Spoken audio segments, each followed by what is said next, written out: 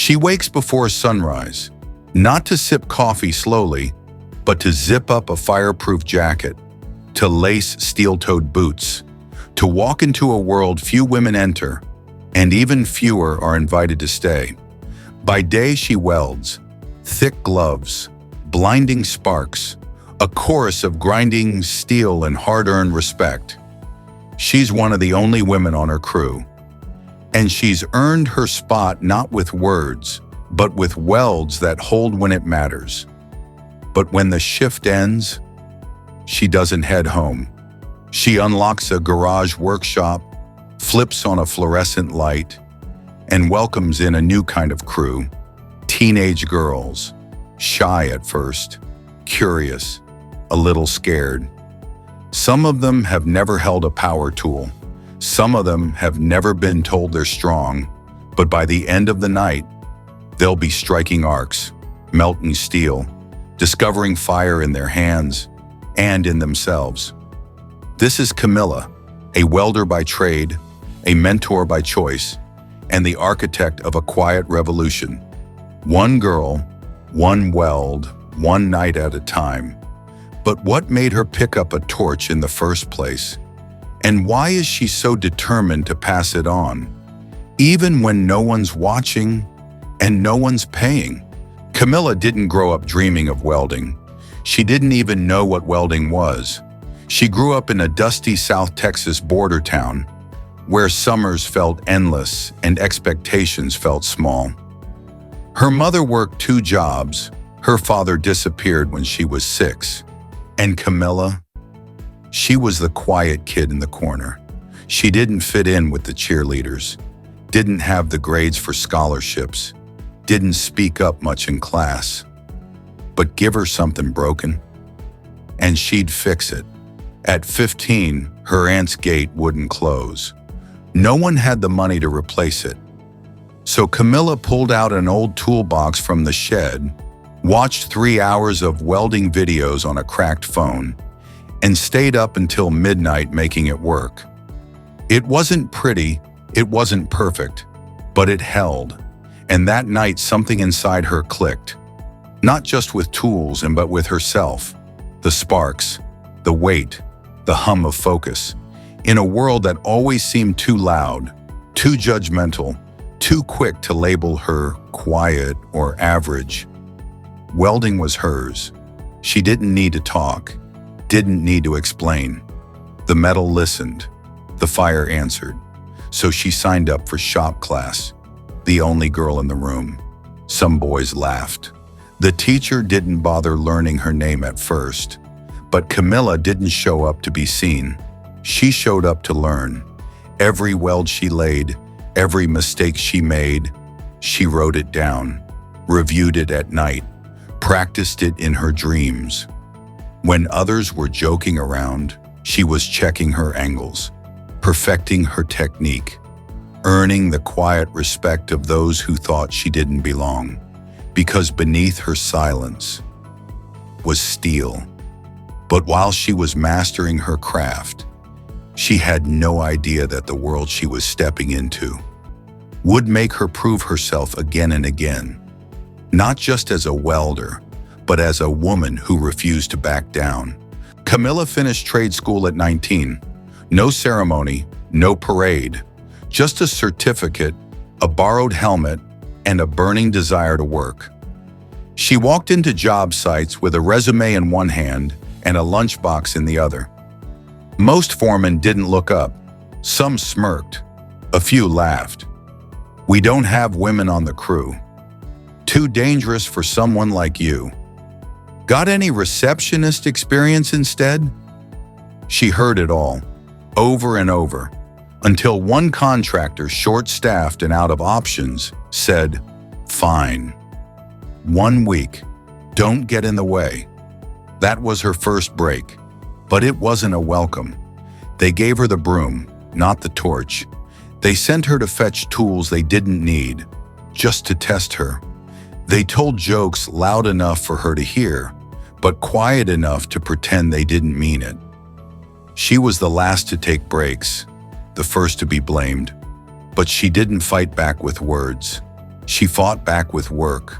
She showed up early, stayed late, sharpened every skill in silence. During lunch breaks, she practiced welds on scrap metal, learned from watching the older guys. How they handled the torch, how they corrected their angles. When she had questions, she asked with precision and listened harder than anyone in the room. It took months, but slowly things shifted. One guy nodded at her across the site. Another asked her opinion on a tricky joint. Then one day, a senior welder hurt his back midway through a custom staircase install. The foreman panicked. The weld was complicated, delicate. Camila stepped forward, helmet down, hands steady. She struck the arc, worked the seam slow and tight. When she lifted the mask, no one said a word.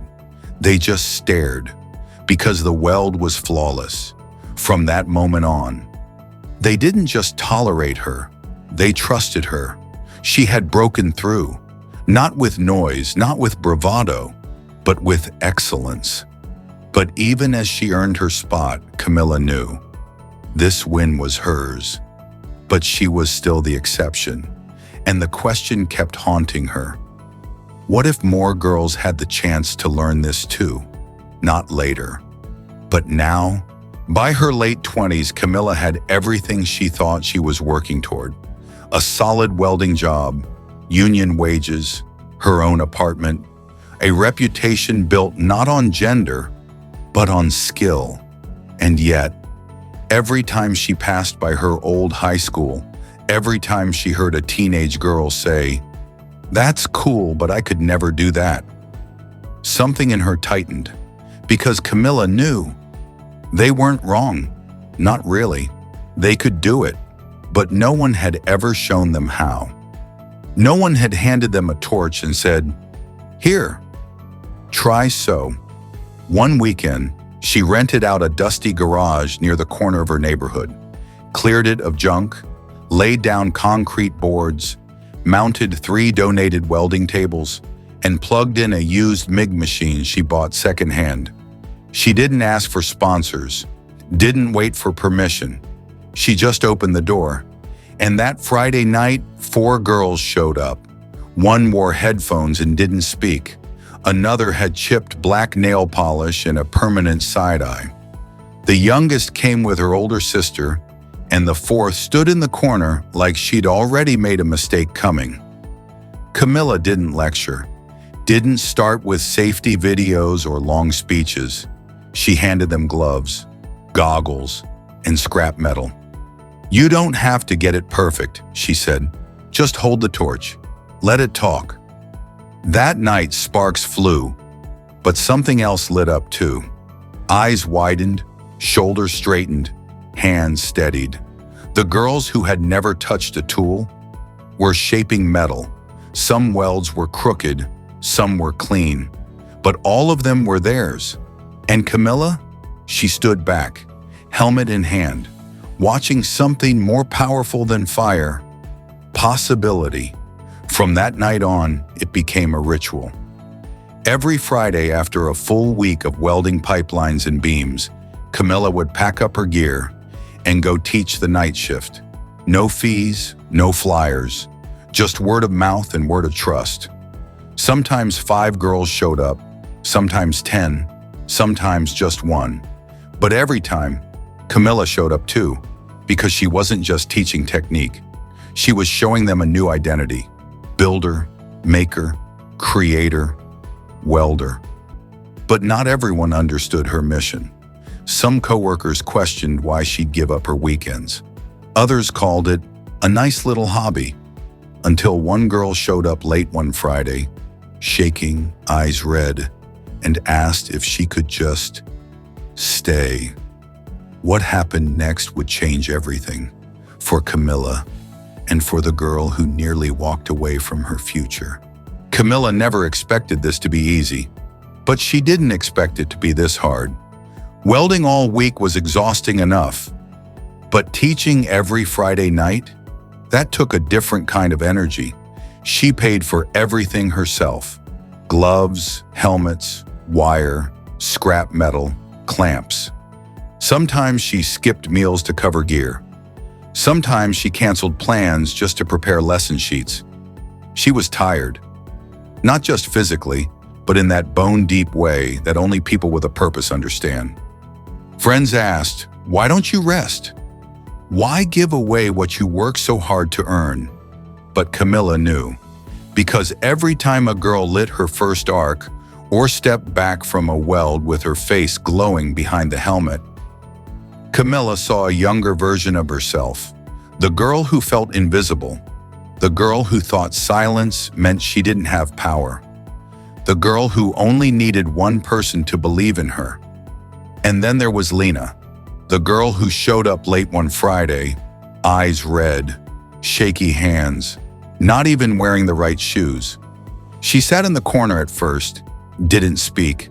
When Camila approached, she said, "I'm not here to weld. I just didn't want to go home." Camila didn't ask why. She just nodded, handed her gloves and said, "You're safe here." That night, Lena made a jagged little tack weld. It wasn't pretty, but it was hers. And when she lifted her helmet, there were tears on her cheeks. She didn't say thank you. She didn't need to. Camila felt it. This wasn't about building welders anymore. It was about building shelter from fear, from doubt, from the idea that girls like Lena didn't belong in places of strength. And that's when the weight really set in. Camila was tired, sometimes painfully so. There were nights she sat alone in that garage, lights off, hands on her knees, wondering if it mattered. She questioned herself more than once. Could she keep going? Was she making a difference? Was she really changing anything? Or just burning herself out? But then she'd hear the laughter, the hum of grinders, the proud declarations of, "That's my weld." And it all came rushing back. Because impact doesn't come all at once. It comes in sparks, in fragments, in steady seams held together over time. And slowly, without meaning to, Camila was becoming more than a teacher. She was becoming a movement. And the moment her story reached the right set of eyes, everything she built in the shadows was about to shine. Camila never set out to leave a legacy. She wasn't chasing likes, wasn't building a brand, wasn't angling for headlines or handshakes. She just wanted one girl to feel what she felt when the steel melted and the world went quiet. That moment when doubt is drowned out by doing. But legacies have a way of growing. When the work is real, when the fire is shared. By her third year of Friday night lessons, word had spread. Mothers were calling to ask if their daughters could join. A local hardware store donated equipment. An old friend from trade school dropped off extra gloves and told her, This matters. Even the city took notice. They offered her a grant to expand the program, to move from a dusty garage to a real classroom, to bring in more machines, more girls, more possibility. Camila hesitated, not because she was afraid, but because she never wanted this to become about numbers. She didn't want to lose the intimacy, the sparks, the silence that turns into strength. But when she saw Lena, now a welding apprentice, guiding a new girl through her first arc, Camila knew, it's time. She accepted the grant, trained 3 of her former students to assist, and renamed the workshop Fuego, Spanish for fire. Not just for the flame itself, but for what it awakens. Today, Fuego is more than a program. It's a pipeline, a place where girls don't have to wait for someone to hand them power. They learn to wield it. Camila walks through the space quietly, watches girls high-five after a clean weld, listens to them correct each other with pride, and she smiles. Because this is the blueprint she never had. This is the torch, passed forward. This is how legacies are built, not in marble, but in metal, in sparks, in hands that now know what they can do. Camila isn't just building welders. She's building courage, confidence, and a future where no girl has to wonder if she's strong enough to make something that lasts. Because the answer? She is, and she always was. If stories like Camila's inspire you, if you believe in passing the torch to the next generation, hit subscribe to Blue Collar Rise. There are women welding, wiring, lifting, and leading, and every spark deserves to be seen.